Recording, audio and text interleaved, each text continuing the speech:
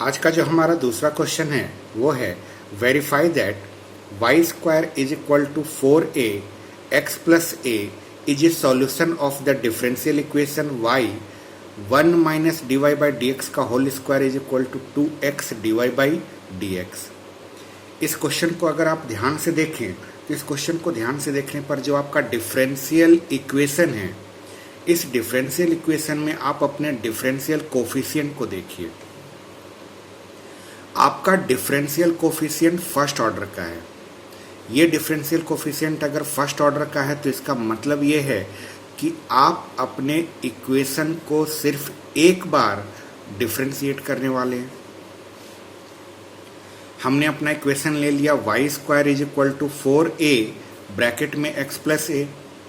अब हम इसे डिफरेंशिएट करते हैं। वाई स्क्वायर को जब आप डिफरेंशिएट करेंगे तो ये आपका 2y, और चूंकि y था तो dy बाई डी एक्स आएगा। यहाँ से ये 4a हमारा कांस्टेंट है, ये वैसे का वैसे ही रहा, और इस x प्लस a में x का जब डिफरेंशिएशन होगा तो ये 1 हो जाएगा। a का डिफरेंशिएशन हमारा 0। अब यहाँ से हमने 2y को इधर शिफ्ट कर दिया। 2y को जब हम इधर शिफ्ट करेंगे तो ये डिवाइड में आएगा, और यहाँ से जब ये कैंसिल होगा तो हमारे पास finally dy by d x की वैल्यू 2a अपॉन की y आएगी। हमने अपने इक्वेशन को एक बार डिफरेंशिएट कर लिया। एक बार डिफरेंशिएट करने के बाद ये डिफरेंशियल इक्वेशन तो हमारा फॉर्म नहीं हो पाया। बहुत सारे क्वेश्चन में क्या होता है कि डिफरेंशिएट करने पर हमारा डिफरेंशियल इक्वेशन फॉर्म हो जाता है, लेकिन बहुत सारे क्वेश्चंस में नहीं होता है। जिन क्वेश्चंस में हमारा डिफरेंशियल इक्वेशन फॉर्म नहीं हो पाता है वहाँ पर हम अपने डिफरेंशियल इक्वेशन को लेते हैं, और उस डिफरेंशियल इक्वेशन को लेने के बाद उसमें वैल्यूज़ को पुट करके LHS और RHS को इक्वल करते हैं। चलिए, यहाँ पर डिफरेंशिएट करने पर हमारा डिफरेंशियल इक्वेशन तो ये वाला फॉर्म नहीं हुआ, तो हम क्या करेंगे, हम अपने डिफरेंशियल इक्वेशन को लेते हैं।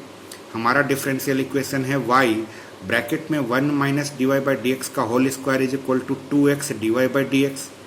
हमने इसका लेफ्ट हैंड साइड वाला हिस्सा लिया, y करली bracket 1 minus d y by d x का होल स्क्वायर। अब यहाँ पर थोड़ा सोचने वाली बात है कि हम डिफरेंशियल इक्वेशन के अपने लेफ्ट हैंड साइड को तो ले लिए, अब बारी है इसमें वैल्यू को पुट करने की। तो वैल्यू जो है हम या तो y की पुट कर सकते हैं और d y by d x की पुट कर सकते हैं।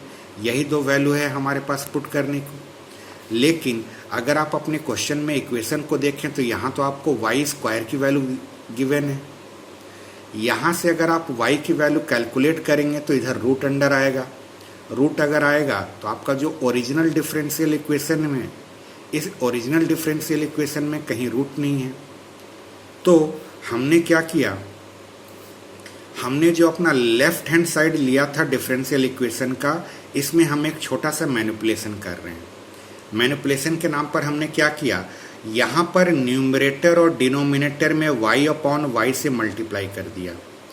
y अपॉन वाई से मल्टीप्लाई करने पर ये बन गया वाई स्क्वायर अपॉन का y, और ये वाला हिस्सा हमारा वैसे ही था। अब हम यहाँ पर डायरेक्ट वैल्यू पुट कर सकते हैं।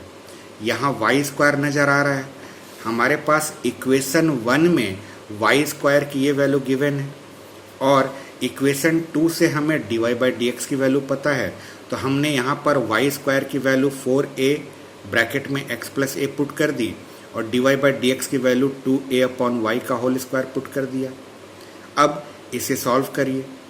ये 2a अपॉन वाई का whole square 4a square upon y square आएगा। एलसीएम लीजिए, y square minus 4a square upon का वाई स्क्वायर नज़र आएगा।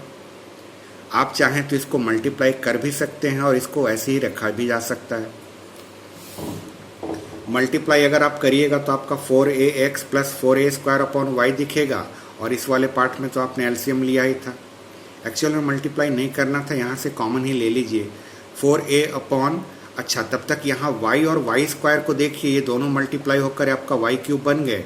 यहाँ से आपने 4a को कॉमन ले लिया तो ये आपका x प्लस a बन गया, और ये हमारा Y square minus 4a square वैसे का वैसे ही है। यहाँ पर हमारा 4a अपॉन वाई क्यूब जो था वैसे का वैसे ही था, x प्लस ए हमारा वैसे का वैसे ही है, Y square minus 4a square भी हमारा वैसे का वैसे ही है। जरा अपने इक्वेशन 1 को ध्यान से देखिए। इक्वेशन 1 में आपको यहाँ से x प्लस ए की वैल्यू फाइंड आउट करनी है। अगर आप x प्लस ए की वैल्यू फाइंड आउट करना चाह रहे हैं तो इस 4a को आपको इधर भेजना पड़ेगा। 4a इधर आएगा तो वाई स्क्वायर अपॉन 4a बनेगा। किसकी जगह? x प्लस ए की जगह। हमारे पास 4a अपॉन वाई क्यूब, यहाँ जो x प्लस ए है, इस x प्लस ए की जगह हमने वैल्यू पुट कर दिया वाई स्क्वायर अपॉन का 4a, और ये हिस्सा हमारा वैसे का वैसे ही था। यहाँ पर से देखिए क्या क्या कट रहा है। ये वाई स्क्वायर से ये वाई क्यूब कैंसिल होगा तो नीचे में एक y बचेगा, 4a और 4a कैंसिल हो गया। 1 अपॉन वाई ब्रैकेट में y square minus 4a square आया।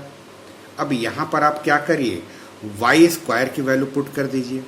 वाई स्क्वायर की वैल्यू आपको इक्वेशन 1 से मिल जाएगी। इसे जब आप मल्टीप्लाई करेंगे तो 4ax प्लस 4a स्क्वायर बनेगा, और ये माइनस का 4a स्क्वायर वैसे ही है। ये 4a स्क्वायर और ये 4a स्क्वायर कैंसिल हो गया। हमारे पास फाइनल क्या बचा? 4ax अपॉन का y। इस 4ax को हम 2x इंटू 2a के फॉर्म में लिख सकते हैं, और अपॉन का y हमने यहाँ लगा लिया। ऐसा इसलिए किया गया है क्योंकि ये 2a अपॉन y और कुछ नहीं, dy बाई dx की वैल्यू है। ये जो आपका 2x था ये वैसे का वैसे ही, और यहाँ पर आपका dy बाई dx, और ये पूरा का पूरा हमारा और कुछ नहीं है, ये हमारा RHS है। हमारा जो डिफरेंशियल इक्वेशन था उसका RHS 2x dy by dx था। तो ये हमारा RHS के इक्वल आ गया। हम तो LHS वाला हिस्सा लेकर चले थे, RHS के इक्वल आ गया, तो हम ये कह सकते हैं कि y square is equal to 4ax plus a जो है हमारे गिवन डिफरेंशियल इक्वेशन का एक सॉल्यूशन है।